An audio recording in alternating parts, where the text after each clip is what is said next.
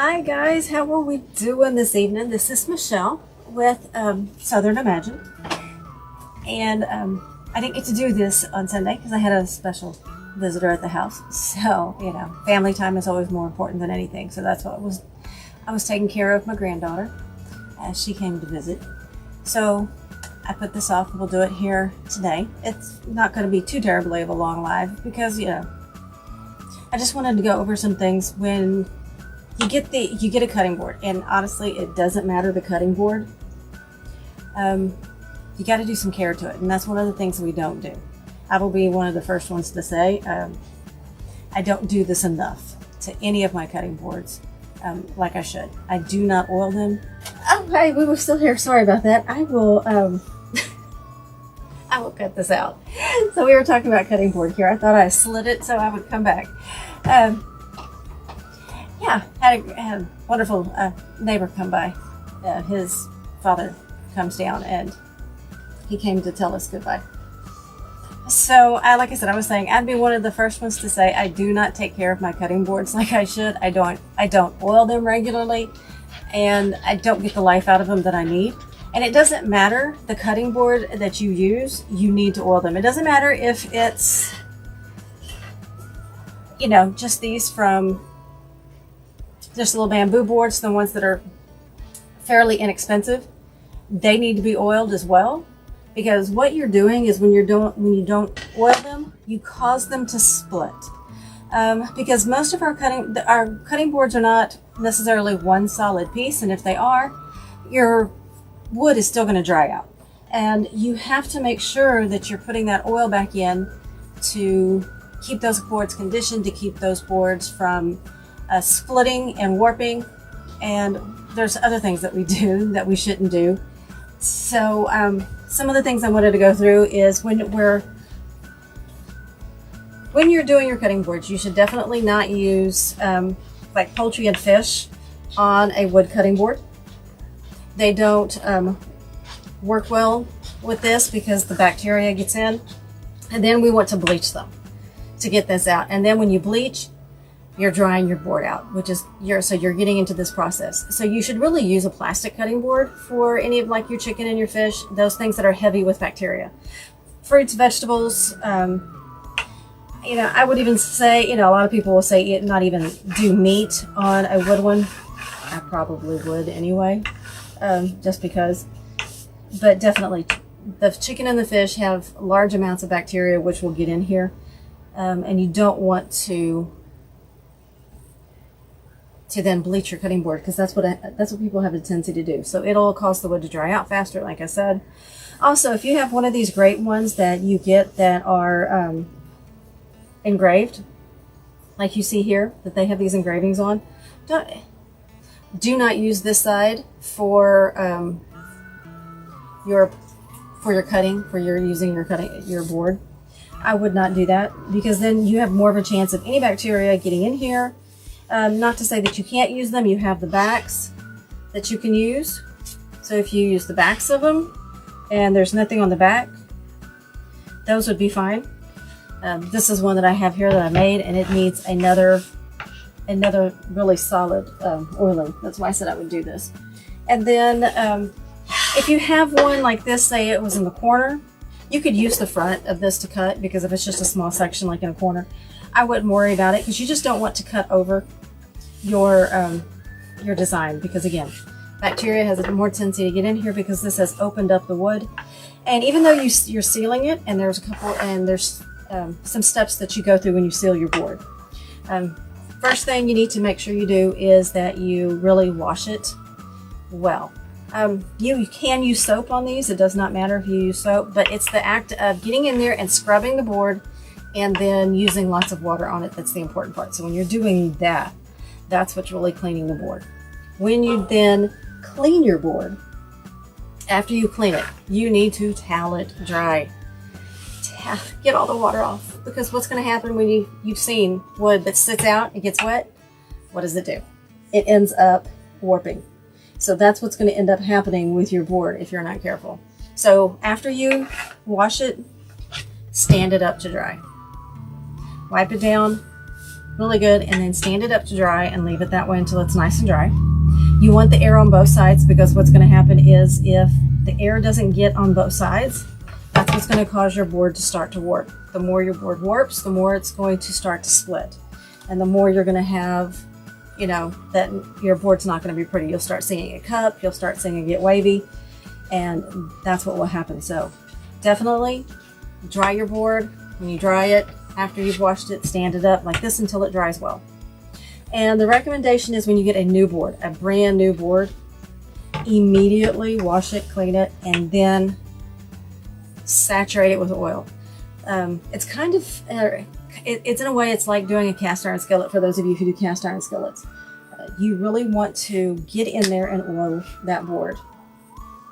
Oh, if your board ends up getting smells, instead of using bleach, I forgot about that. If it ends up getting smells or anything like that, you want to get rid of it, use either lemon, wipe it down with lemon, or wipe it down with vinegar. Each of those things will help take away those smells and that. And I've just got my notes to make sure that I'm hitting everything. So when you're oiling it, like I said, this one is still pretty new, so it's soaked everything in. I mean, you just need to saturate it. Try to use just a small corner, because they will soak them. You want to get as much oil as possible. There's no right or wrong way. And I don't know if you can tell, let me pull you in.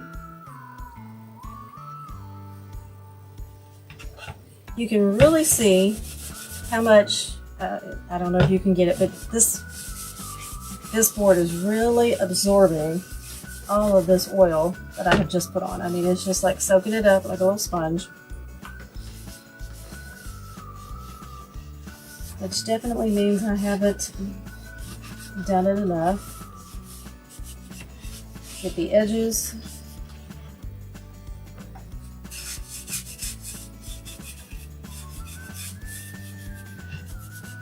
And this is what's going to get in there, and it's going to stop that wood from opening. It's going to help close those pores on your wood. It's going to keep that board nice and pretty. It's going to keep it conditioned. And I've read about something else that I want to try that's going to be one extra step, and I was looking for it and I can't find it. Well, I can find it, I just haven't gone to HEB to get it.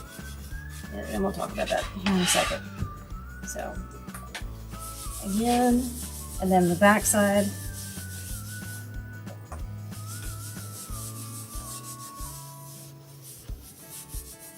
And you're going to say, but I don't want to use all this oil. Well, when you spend $80 to $100 or more on a cutting board, you want to take care of it. I mean, if you can see, there's almost nothing left on this board. Almost nothing left. And all of your boards, when you get them, they are not oiled for you. Now, some of the really high dollar ones, they will oil them for you. I will oil the boards before I send them out. And again, this one, even though it feels like there's a lot of oil on there, there's not. So I'm going to go back through there again.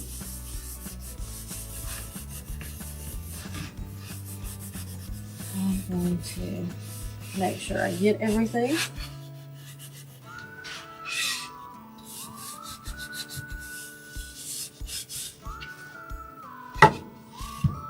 It's like I said, it's like seasoning a cast iron skillet. It's going to take time.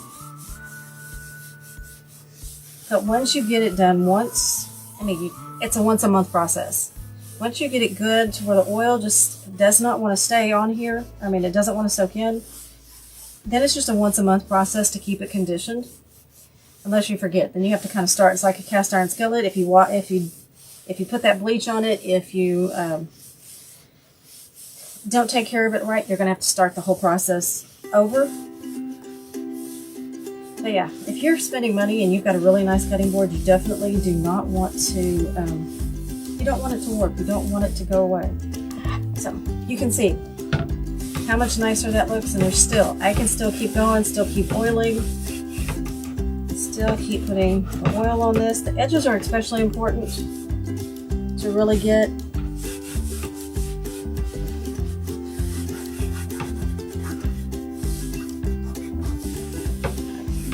So that's that one. And I still need to go back through it again. I can still see where the oil, it's just, I'll probably come back in a couple hours and do this again until it doesn't want to soak up, and I'll be doing this over the next couple of days as well as getting in here and re-oiling it.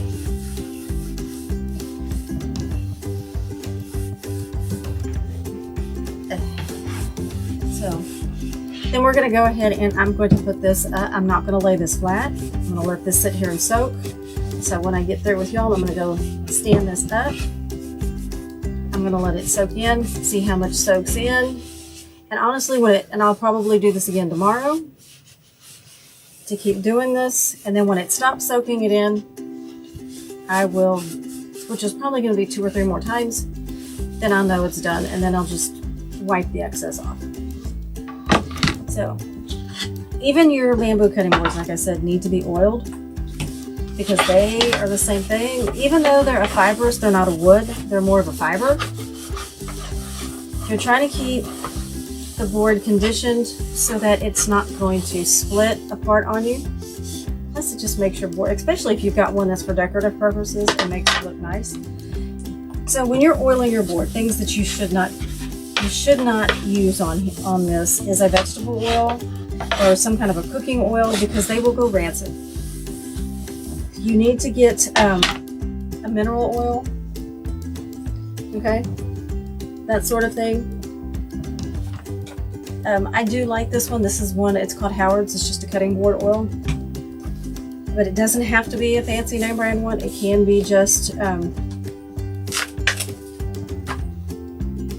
can just be a nice mineral oil, something that you know that's not going to go rancid. Because you know, it's basically a food grade mineral oil. Because you don't want anything that's going to sour or go bad on you. Or that sort of thing. A beeswax will work as well if you see some of those beeswax oils, because that's the other thing that I wanted to try. If you can find a food grade beeswax after you oil your board, that's the next thing to help seal it. It'll give it an extra set of protection other than just the oil is that beeswax. So that would be the next thing that I would do. I would find a beeswax, some kind of a wood conditioner cream, and put that on there, and it's going to give it that one extra bit of protection to stop the board from warping, to stop the board from splitting. Because I've had some gorgeous cutting boards come through that people have wanted me to engrave on, and it's simply because it's not that they weren't, they were old and they just needed a little bit of love. And you can repair a cutting board that's split. It's going to take some time. You'll need to take it to somebody who can do that. I haven't gotten into taking care of cutting boards in that way, but that's going to be one of the next things I want to learn. All right, things that you should not do. Okay, you should not put your cutting boards in the dishwasher. It's going to warp your board because the heat is not our friend. That wet heat is not a friend to our cutting boards. We should not do that. Do not ever let them lay flat to dry, especially if they're really, really wet. If they get wet underneath, you dry them off, stand them up, because again, when that moisture sits underneath, that's when they start to warp because that moisture is being sucked into the board, and that's when the board starts to cut. Let's see if there's anything else that I forgot.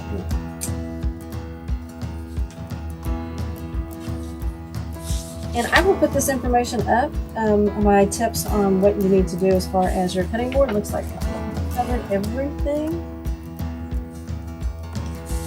on there. Yep.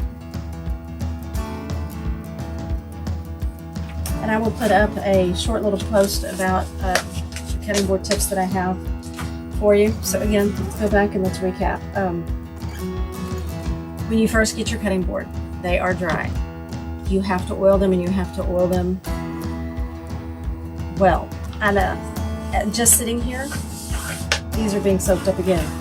So in the matter of just this little bit of time, you can see, I don't know if you can tell on the board, there's no oil. You saw how much I put on there, but these, there's very little as far as on here. I have more from my rack. So they're going to be extremely dry. You need to oil them. You need to put that oil in there and do that. Get as much on there as you can. Just sit here for so often. Put it on. Let them go overnight. Okay, if they're dry, do them again. And then keep doing that 2 or 3 more times until your board stops taking the oil. When you do this process, it's going to keep your board healthy. It'll keep your board lasting.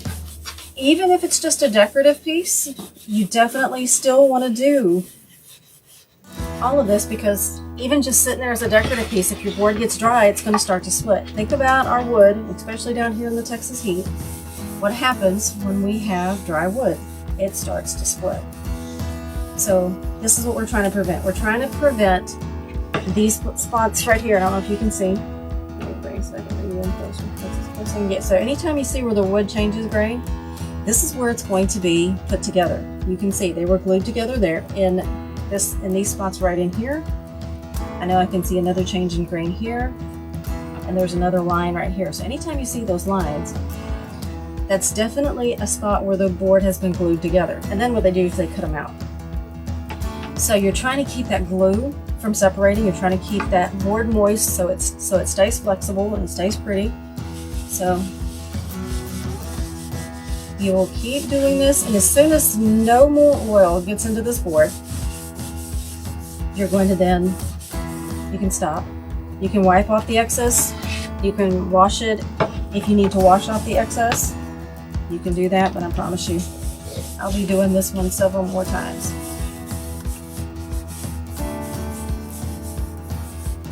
So,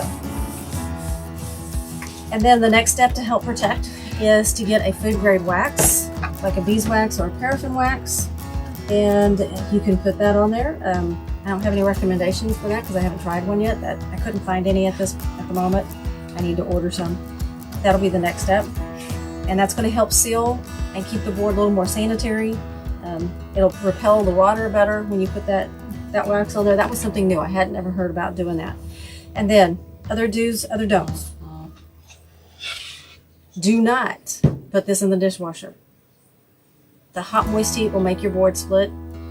It may take 2 or 3 years before it starts to split, but think of the life you could have gotten out of this cutting board if you would have just not put it in.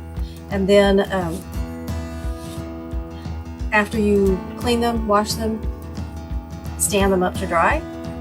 It's going to help get air on both sides, because anytime they stay moist on one side, that's when your board starts to warp. Okay. If you need to clean because you've got a smell, then lemon or vinegar. Wipe those on, put those on there until you get your smell out of the way. Do not use bleach. Your bleach is going to dry your board out. And then you're going to have to do this whole process again. It's going to dry it out faster, and you're going to have to re-oil it, because it's just going to suck all of that wonderful oil out of your board. So don't do that. All right, and I think that is it. Oh, again, if you have a cutting board, believe me, most of it, unless you really want it to be decorative, you can, but a lot of us, we actually want you to use your boards. That's why you have a backside. Use the backside. Do not use the engraved side. One, it's just going to mar the prettiness. And then 2, this is again another way just for bacteria to get trapped in, because this is etched into the wood. And then it's not that it's not food safe, it's just that the bacteria and the food particles get in, because it may get missed in the cleaning process. And clean with soap and water, scrub. You don't have to use a brush, but just a nice vigorous scrubbing with your towel. And then make sure you stand them up when you dry. And I'm keep watching how this oil just gets sucked in. I got a dry spot right here. Got another dry spot right here. So, and also, again, boards usually will not come oiled when you purchase them. So that should be one of the first things that you do. It does not matter if it's an acacia board, if it is a board, I honestly do not know what this one is, but it's a hardwood. You know, guys, if somebody gives you a pine cutting board, do not do that. That's too soft a wood. You need a hardwood. And even if it's a bamboo cutting board, And there's some very nice bamboo cutting boards out there. Those need to be oiled as well. I got a eucalyptus one that I'm going to try and see how that engraves. I think that's going to be gorgeous. So when you, even these bamboo cutting boards, they definitely all need to be oiled. Okay. So if you have any questions, anything about taking care of your cutting board that you need to know, feel free to reach out to me. I'd be more than happy to talk to you about any issues that you might be having. If your boards split, if they start to split, like I said, they can be repaired. I have not, we can find somebody to help repair your board, especially if it's got sentimental values, because I know there are some people who've had cutting boards in their family for years, and you want to keep those. So if they're in your family for years and they haven't been oiled and you don't have it yet, but you're going to get it, make sure that, you know, you give somebody some tips on how to take care of your cutting boards. So cutting board care is what we wanted to talk about. And I will put up a link to a blog post that I'm going to put up about this, and I'll give a short little, graphic that I'll put up for you with some real quick tips on do's and don'ts when you do your cutting boards.